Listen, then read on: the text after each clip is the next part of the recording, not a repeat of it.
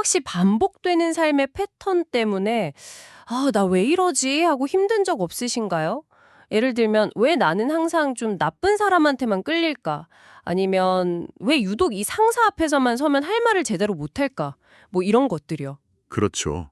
남들이 보기에는 다 괜찮은데 왜 혼자 있을 때면 깊은 공허함에 빠질까 하는 그런 질문들도 있고요. 맞아요. 이게 한두 번이면 그냥 넘어가는데 계속 반복되면 정말 사람을 지치게 만들잖아요. 그럴 때 우리는 보통 이걸 내 성격이 원래 이래서 혹은 심하면 그냥 내 팔자다 하고 찬염하곤 하죠. 요즘 유행하는 MBTI 같은 걸로 '아 내가 내향형이라서 사람들 앞에서 말을 잘 못하는구나.' 이렇게 위안을 삼기도 하고요. 네, 맞아요. 스스로를 이해하는 도구로 쓰는 거죠. 바로 그 지점인데요. 오늘 저희가 살펴볼 정신건강의학과 전문의 이후경 박사의 자료를 보면요. 이게 단순히 뭐 내향형, 외향형 같은 스타일의 문제가 아닐 수 있다는 겁니다. 아, 우리 삶을 보이지 않는 곳에서 조종하는 일종의 덫, 그러니까 트랩일 수 있다는 거죠. 그래서 오늘 저희는 여러분이 보내주신 이 자료들을 바탕으로 MBTI가 보여주는 성격의 표면을 넘어서 그보다 훨씬 깊은 무의식의 세계, 이 삶의 덫에 대해 깊이 파고들어 보려고 합니다. 네. 이 고통스러운 패턴이 대체 왜 반복되는지 그 근본적인 원인을 한번 같이 추적해 보는 거죠. 아주 정확한 지적입니다. 삶의 덫 모델의 가장 큰 매력이 바로 그거거든요. 지금 겪는 고통을 하나의 단서로 삼아서 그 뿌리가 되는 과거의 원인을 역추적해 들어가는 거예요. 아, 역추적이요? 네, 정신분석적인 접근이죠. 나는 어떤 스타일의 사람인가를 넘어서 나는 왜 이렇게 아픈가라는 보다 근원적인 질문에 대한 답을 찾아가는 여정이라고 할 수 있겠습니다. 나는 왜 아픈가라니, 와, 접근법부터가 확 다르네요. 그럼 우리가 흔히 아는 MBTI나 뭐 DIS, 애니어그램 같은 성격 검사들이랑 이 삶의 덫 모델은 구체적으로 어떻게 다른 건가요? 물론 MBTI나 DIS도 개인의 선호나 행동 양식을 파악하는 데는 아주 유용한 도구예요. 네, 그렇죠. 당신은 이런 상황에서 이렇게 행동하는 걸 선호합니다.처럼 좋고 나쁨이 없는 그냥 가치 중립적인 다름을 설명해 주잖아요. 맞아요. 틀린 게 아니라 다른 거다. 네. 그래서 조직 내에서 갈등 관리 같은 거 할 때 효과적으로 쓰이고요. 하지만 삶의 덫은 그런 선호나 다름의 문제가 아니라는 말씀이시군요. 바로 그겁니다. 자료에 나온 표현을 보니까 이건 명백히 상처의 문제라고 하더라고요. 겉으로는 유능해 보이지만 속으로는 자신이 실패자라고 느끼며 괴로워하고 있군요. 이런 식으로 고통의 핵심을 바로 다루는 거죠. 맞아요. MBTI가 F, 즉 감정형이라서 공감을 잘한다고 설명해 줄 순 있어도 왜 내가 그토록 타인의 인정을 갈구하면서 스스로를 몰아세우는지는 설명해 주지 못하거든요. 아, 가장 결정적인 차이는 우리가 들여다보는 심리적 층위의 깊이에 있어요. 기존 검사들이 주로 의식의 영역, 그러니까 빙산의 수면 위를 다룬다면 우리가 인식하고 있는 생각이요? 네, 그렇죠. 반면에 삶의 덫은 수면 아래에 잠겨있는 그 거대한 무의식의 영역으로 들어갑니다. 무의식이요? 특히 아주 어린 시절에 뇌의 편도체에 각인된 강렬한 정서적 기억, 그리고 그것과 연결된 신경 생물학적 회로를 탐색하죠. 잠깐만요. 신경생물학적 회로요? 그러니까 이건 단순히 내가 좀 예민한 성격이야 이 정도의 차원이 아니라는 거네요. 전혀 다른 문제죠. 말 그대로 뇌에 새겨진 오래된 상처의 흔적, 거의 물리적인 회로 자체를 다룬다는 말씀이시네요. 와, 맞습니다. 그렇기 때문에 진단과 활용의 목적 자체가 근본적으로 달라요. MBTI가 개인의 강점을 발견하고 관계를 원만하게 만드는 데 도움을 준다면 삶의 덫은 만성적인 우울감이나 불안 같은 심리적 고통의 원인을 찾아서 그 부정적인 패턴을 수정하는, 즉 치료를 목적으로 합니다. 아, 치료가 목적이군요. 네. 내가 이래서 계속 아팠구나 라고 문제를 명확히 직면하고 그 고리를 끊어내기 위한 변화를 시작하게 만드는 도구인 셈이죠. 치료를 목적으로 한다는 건 결국 그 덫의 구체적인 모습을 알아야 한다는 뜻이겠네요. 이후경 박사가 정리한 덫에는 어떤 것들이 있나요? 네. 총 18가지로 정리하고 이걸 다시 5개의 큰 영역으로 묶었는데요. 듣다 보면 저거 내 얘긴데 하는 부분이 있을 것 같아요. 분명히 그러실 겁니다. 이 5개의 영역은 우리가 어릴 적에 마땅히 채워졌어야 할 핵심적인 정서적 욕구가 어떻게 좌절되었는지, 그 가정 환경을 보여주거든요. 그럼 첫 번째 영역부터 한번 살펴볼까요? 단절 및 거절 영역이라고 하는데 이름만 들어도 가장 근원적인 상처와 관련이 있을 것 같아요. 네, 맞습니다. 가장 깊고 원초적인 상처들이 여기에 속해요. 주로 정서적으로 냉담하거나 비난하거나 심지어 학대적인 고립던절 가정 환경에서 형성되기 쉽습니다. 예를 들면 어떤 덫이 있을까요? 대표적으로 거절의 덫이 있는데요. 이 덫을 가진 분들은 연인과 연락이 조금만 안 돼도 머릿속에서 온갖 부정적인 시나리오를 막 써요. 아, 결국 나는 또 버림받을 거야, 혼자가 될 거야, 이런 극심한 불안이 휩싸이는 거죠. 주변에 꼭 그런 친구들이 있어요. 상대방은 그냥 바빠서 답장을 못한 건데 그걸 자신에 대한 거절 신호로 해석해서 혼자 상처받고 관계를 망치기도 하더라고요. 바로 그겁니다. 또 수치심의 덫도 이 영역에 속하는데요. 수치심이요? 네, 나의 진짜 모습을 알면 사람들이 날 결함투성이로 보고 싫어할 거야 라는 깊은 믿음을 갖고 있어요. 그래서 늘 자신을 감추고 포장하려 애쓰죠. 그리고 소외의 덫은 어떤 집단에 가도 나는 이방인이야 이렇게 느끼게 만드는 거고요. 맞습니다. 항상 겉돌게 만들죠. 두 번째 영역은 손상된 자율성이네요. 이건 어떤 가정 환경과 관련이 있을까요? 이건 주로 부모의 과잉 보호가 특징인 과도관석 가정에서 비롯될 가능성이 높습니다. 아, 너무 다 해주는 거요? 네, 자녀가 스스로 무언가를 해낼 기회를 박탈하고 넌 아직 어려서 안 돼, 엄마가 해줄게 하면서 자녀의 자신감을 꺾어버린 경우죠. 그래서 실패의 덫에 빠지는 거군요.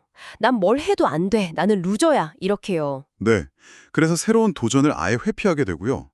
또 반대로 말씀하신 것처럼 너무 다 해주다 보니까 혼자서는 아무것도 못하게 되는 경우도 있어요. 그게 바로 무기력의 덫이군요. 정확합니다. 혼자서는 아무것도 결정할 수 없어 라며 성인이 되었어도 중요한 결정을 부모나 배우자에게 의존하게 만들죠. 그리고 네 번째 영역으로 넘어가 보면 타인 중심성이 나오는데 와, 저는 이 자료 보면서 이건 정말 많은 한국인에게 해당될 것 같다는 생각이 들었어요. 네, 저도 임상에서 굉장히 자주 마주치는 유형입니다. 그렇죠. 주로 조건부 사랑 가정에서 자란 분들과 관련이 깊어요. 네가 공부를 잘해야 착한 아이가 되어야 엄마 아빠가 사랑해줄게. 이런 메시지를 내면화한 경우죠. 그래서 인정의 덫에 걸리면 타인의 칭찬이나 SNS의 좋아요 개수에 자존감이 완전 롤러코스터를 타는 거죠. 네, 맞아요. 또 희생의 덫도 정말 공감이 많이 됐어요. 남의 부탁을 거절하면 나쁜 사람이 될 것 같은 죄책감을 느끼는 사람들이요. 맞아요. 정말 소위 말해서 호구 잡히기 쉽다는 말이 딱 들어맞죠. 거절을 못해서 자기 약속은 다 취소하고 친구 이사를 도와줬는데 정작 고맙다는 말도 제대로 못했고 혼자 끙끙 앓는 분들이 꼭 있잖아요. 아, 너무 마음이 아프네요. 이런 덫들은 단순히 성격적 특성이 아니거든요. 막연히 나는 인간관계가 힘들다고 느끼는 걸 당신은 인정의 덫과 희생의 덫이 결합되어 작동하고 있습니다. 이렇게 구체적으로 이름을 붙여주는 것만으로도 문제의 실체를 객관적으로 보게 해준다는 데 큰 의의가 있습니다. 이렇게 덫의 종류를 듣고 보니 정말 흥미로운 지점이 생기는데요. 이유경 박사는 이 덫들을 1차 덫과 2차 덫으로 구분하더라고요. 이건 어떤 의미인가요? 네, 바로 그 지점이 이 모델의 독창성이 드러나는 부분입니다. 아, 1차 덫은 아주 어릴 때, 보통 만 5세 이전에 부모와의 관계에서 형성된 가장 원초적인 덫을 말해요. 5세 이전이요? 네, 언어가 발달하기도 전의 경험들이라 무의식 깊숙이 각인되고 생존과 직결된 경험이라 그 영향력이 아주 강력하죠. 그럼 1차 덫이 아주 어릴 때 부모와의 관계에서 생긴다면 혹시 살면서는 덫이 새로 생기지는 않나요? 아주 좋은 질문입니다. 예를 들어 성인이 된 후에 겪는 큰 트라우마 같은 것들이요? 바로 그게 2차 덫의 개념과 연결됩니다. 2차 덫은 그 이후, 즉 학교나 군대, 직장 같은 사회생활을 하면서 형성되는 덫을 말해요. 아, 여기서 환경적 동형성이라는 중요한 개념이 나오는데 말이 좀 어렵죠? 네, 좀 어렵네요. 쉽게 말해서 가정에서 겪었던 부정적인 환경이 학교나 직장에서 비슷한 형태로 반복될 때 덫이 훨씬 강력해지거나 심지어 없던 덫이 새로 생겨날 수도 있다는 겁니다. 가정 환경이 사회에서 반복된다고요? 예를 들어주시면 더 와닿을 것 같아요. 예를 들어 집에서는 충분히 사랑받고 자라서 거절의 덫 같은 건 없던 아이가 학교에 갔는데 왕따를 당했다고 해보죠. 아, 이 경험은 아이에게 가정에서의 고립과 유사한 심리적 충격을 줍니다. 그 결과 이전에는 없던 강력한 소외의 덫이 2차적으로 형성될 수 있는 거죠. 그럼 그 경험이 성인이 되어서도 이어지는 거고요. 네. 직장 내에 은둔형 외톨이가 되게 만들 수 있습니다. 어차피 저 사람들은 날 끼워주지 않을 거야 라며 먼저 다가가지 않고 스스로 벽을 치게 되는 식으로요. 와, 어릴 적 가정 환경이 괜찮았더라도 이후의 사회적 경험만으로도 그렇게 강력한 덫이 생길 수 있다는 거군요. 이건 정말 중요한 지점이네요. 그렇습니다. 또 다른 예로 한국의 위계적이고 경쟁적인 직장 문화를 들 수 있어요. 이런 환경은 구성원들에게 경쟁의 덫이나 인정의 덫을 집단적으로 만들어내기도 해요. 아, 집단적으로요? 네. 상사에게 인정받지 못하면 나는 여기서 끝이다. 라는 공포. 이거 어디서 많이 본 것 같지 않으세요? 이건 유아기에 부모로부터 네가 잘해야만 사랑해줄게 라고 느꼈던 조건부 사랑의 경험이 사회적으로 재현되는 것과 같아요. 아, 그렇군요. 즉, 지금 당신이 겪는 고통이 온전히 당신 개인의 나약함이나 잘못만은 아닐 수 있다는 매우 중요한 시사점을 주는 거죠. 내 문제가 아니라 내가 속한 조직이나 사회 문화가 만들어낸 집단적인 덫일 수도 있다는 말이군요.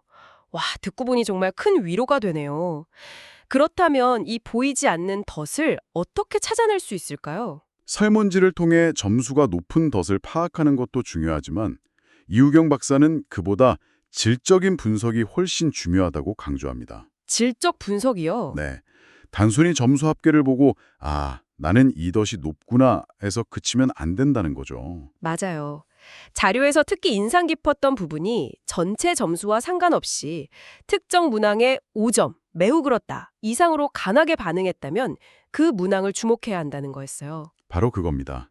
그게 바로 당신의 심리적 지뢰라는 거죠. 네, 평소엔 멀쩡하게 잘 지내다가고 특정 상황이나 특정 말 한마디에 갑자기 당신을 폭발하게 만드는 버튼이라는 뜻이잖아요. 바로 그 지뢰, 즉 나를 격하게 반응하게 만드는 그 트리거를 파악하는 게 급선무입니다. 그리고 그 지뢰가 터졌을 때, 즉 덫이 활성화될 때 우리는 무의식적으로 크게 세 가지 방식으로 대응해요. 아, 대응 방식이요? 네, 이 자신에게 해가 되는 부적응적인 대응 방식을 알아차리는 것이 바로 변화의 시작점입니다. 덫에 대응하는 세 가지 방식이라? 궁금하네요. 아까 예로 들었던 실패의 덫을 가진 사람을 통해 설명해 볼게요.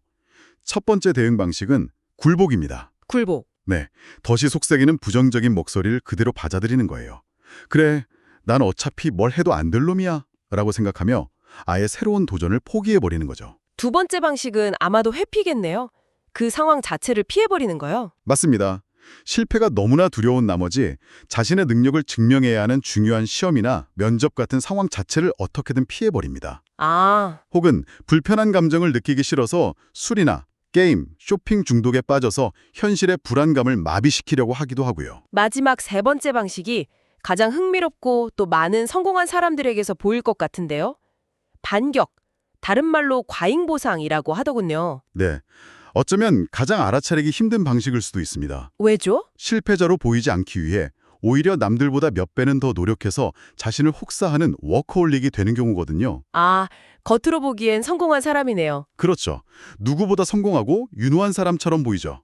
하지만 그 내면은 여기서 실패하면 끝장이야 라는 극심한 공포에 쫓기며 끊임없이 소진되어 갑니다. 결국 번아웃이 오겠네요. 네, 어느 순간 모든 에너지가 방전되는 번아웃을 겪게 될 위험이 가장 큰 유형입니다. 굴복, 회피, 과잉보상.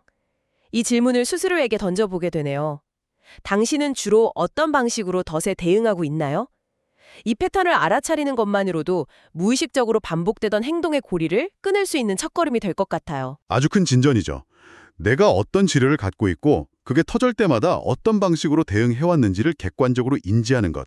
그것이 모든 변화의 출발점이니까요. 오늘 이렇게 삶의 덫에 대해 딥딥 파고 들어보니 결국 이 무서운 이름의 덫은 그 실체가 내 안에 있는 상처받은 어린아이가 필사적으로 보내는 구조 신호가 아닐까 싶어요. 네, MBTI를 통해 나의 스타일과 강점을 파악했다면 이제 삶의 덫이라는 지도를 통해 나의 가장 깊은 상처와 그 기원을 이해하고 좀 따뜻하게 안아줄 시간이 아닐까요? 그렇죠. 내 인생의 발목을 잡아온 보이지 않는 족쇄의 정체를 알게 되는 건 두려운 일이 아닙니다. 오히려 그 족쇄를 풀 수 있는 열쇠를 손에 준 것과 같죠. 변화의 시작을 알리는 신호탄이군요. 네, 매우 희망적인 신호탄입니다. 이우경 박사는 영화 치료 같은 기법을 제안하기도 하더라고요. 영화 속 주인공의 모습에서 저거 완전 내 모습인데? 하고 나의 덫과 대응 방식을 객관적으로 바라보는 순간 거기서부터 치유는 시작될 수 있다는 거죠. 이 모델의 가장 큰 가치는 개인의 고통을 유년기의 가정 환경이라는 과거에만 묶어두지 않는다는 점이에요. 현재 내가 몸담고 있는 학교, 직장, 더 나아가 한국 사회의 문화적 맥락과 연결해서 입체적으로 이해하게 해주거든요. 과거와 현재, 그리고 개인과 사회를 잇는 정교한 지도 같네요. 네, 맞습니다.